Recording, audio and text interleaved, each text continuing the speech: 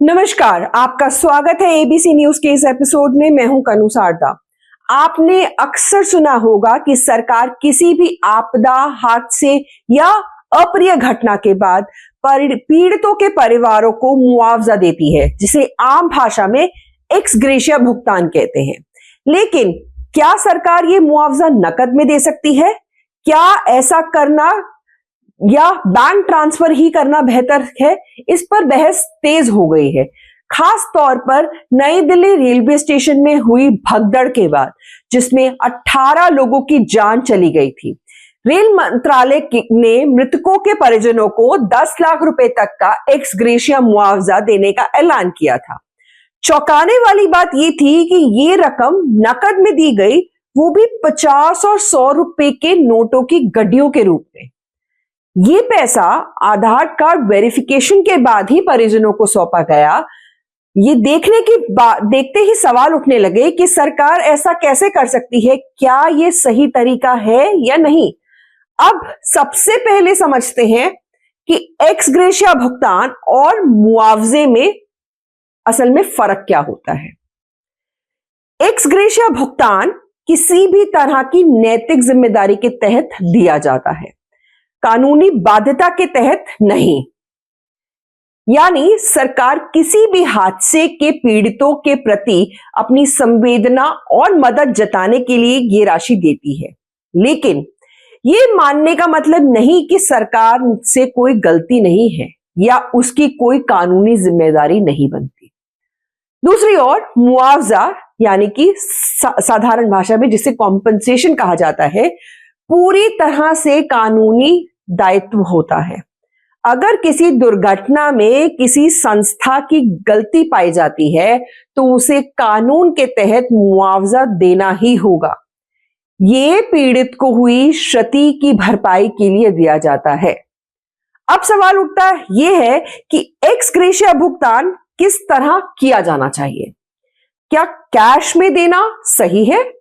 अक्सर ऐसे भुगतान बैंक ट्रांसफर के जरिए होते हैं, लेकिन सरकार ने इस मामले में कैश यानी नकद में पैसे दिए। इस मामले में मतलब नई दिल्ली हादसे में जितने भी परिजनों को एक्स ग्रेशिया अमाउंट मिला, उसमें ये पैसे नकद में दिए गए। रेलवे बोर्ड की 2023 की एक गाइडलाइन के मुताबिक रेलवे हादसों में अधिकतम 50,000 रुपए नकद दिए जा सकते हैं, ताकि तत्काल खर्चों का ध्यान रखा जा सके। बाकी की रकम चेक, आरटीजीएस या किसी अन्य ऑनलाइन माध्यम से ही दी जानी चाहिए। यहां तक कि पूर्व सरकारी वकीलों का भी कहना है कि पूरी रकम नकद देना आमतौर पर नहीं किया जाता, लेकिन अगर परिस्थिति बहुत संवेदनशील हो तो तुरंत राहत देने के लिए ऐसा किया जा सकता है। हालांकि सरकारी विभागों की प्राथमिकता बैंक ट्रांसफर की ही होती है, ताकि पूरी प्रक्रिया पारदर्शी बनी रहे, मतलब ट्रांसपेरेंसी बनी रहे उसमें। अब सवाल उठता यह है कि कैश में भुगतान सही है या बैंक ट्रांसफर बेहतर विकल्प होता है? इसका जवाब इतना सीधा नहीं है।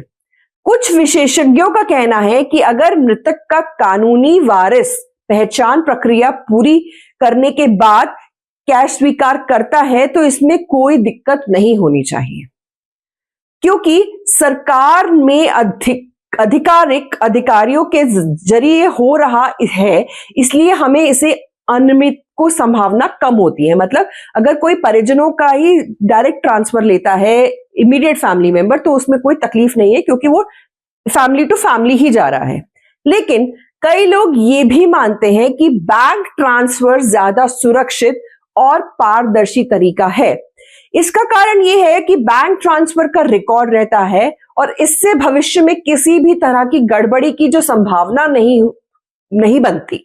मतलब इसमें रेलवे की कोई जिम्मेवारी नहीं बनेगी अगर कैश ट्रांसफर होगा ऐसे में। तो अब सवाल आता है कि रेलवे मंत्रालय ने इस पर क्या सफाई दी। रेलवे अधिकारियों का कहना है कि एक्स ग्रेशिया मुआवजा मुआवजे से अलग होता है, इसलिए इसे कैश में देना गलत नहीं है। उन्होंने ये भी तर्क दिया कि बालासोर ट्रेन हादसे में भी एक्स ग्रेशिया कैश में ही दिया गया था। इसके अलावा रेलवे अधिकारियों का कहना है कि कई बार पीड़ितों के परिवारों के पास बैंक अकाउंट नहीं होते या वे तत्काल बैंकिंग प्रक्रिया को पूरा नहीं कर पाते। ऐसे में उन्हें राहत देने के लिए कैश में पैसे दिए जाते हैं, लेकिन सरकारी गाइडलाइंस के पर नजर डालें तो 2023 की रेलवे बोर्ड की अधिसूचना साफ कहती है कि 50,000 रुपए तक की राशि ही नकद में दी जानी चाहिए। इसका मतलब ये हुआ कि रेलवे मंत्रालय ने अपने ही निर्देशों का पूरी तरह से पालन नहीं किया। अब सवाल ये भी उठता है कि अतीत में सरकार ने ऐसे मामलों में क्या किया है। कोविड-19 महामारी के दौरान मृतकों के परिजनों को एक्स ग्रेशिया भुगतान देने के लिए दिल्ली सरकार ने 2022 में स्पष्ट गाइडलाइन जारी की थी। इन गाइडलाइंस में यह साफ कहा गया था कि राशि सिर्फ Aadhaar linked direct benefit transfer DBT के जरिए ही दी जाएगी। इतना ही नहीं, 2020 में दिल्ली सरकार ने प्राकृतिक आपदाओं, आग, बम धमाकों, सांप्रदायिक दंगों और आतंकी हमलों के पीड़ितों के लिए एक्स ग्रेशिया राहत का एक आदेश जारी किया था। इसमें यह निर्देश दिया गया था कि रकम का कुछ हिस्सा तुरंत दिया जाएगा, लेकिन पूरी प्रक्रिया पूरी होने के बाद और दस्तावेजों के सत्यापन के बाद ही शेष राशि दी जाएगी। फिर इस मामले में नियमों का पालन क्यों नहीं किया गया? यही सवाल अब उठ रहे हैं। हालांकि रेलवे ने कैश भुगतान को सही ठहराया है, लेकिन यह प्रक्रिया पूरी तरह से सरकारी गाइडलाइंस के अनुरूप नहीं लगती। क्या इस मामले में कोई जांच होगी या भविष्य में ऐसी प्रक्रियाओं को और पारदर्शी यानी ट्रांसपेरेंट बनाया जाएगा? ये देखना बाकी है। तो आपको क्या लगता है कि क्या सरकार को मुआवजा कैश में देना चाहिए या बैंक ट्रांसफर में? अपनी राय हमें कमेंट में जरूर बताएं। अगर आपको ये जानकारी पसंद आई हो तो इसे शेयर करें, और अगर आप हमारे चैनल पर नए हैं तो हमें फॉलो करें। जल्द मिलेंगे एक और नई जानकारी के साथ। तब तक के लिए नमस्कार। ABC हिंदी न्यूज, आज ही जुड़िए हर खबर के साथ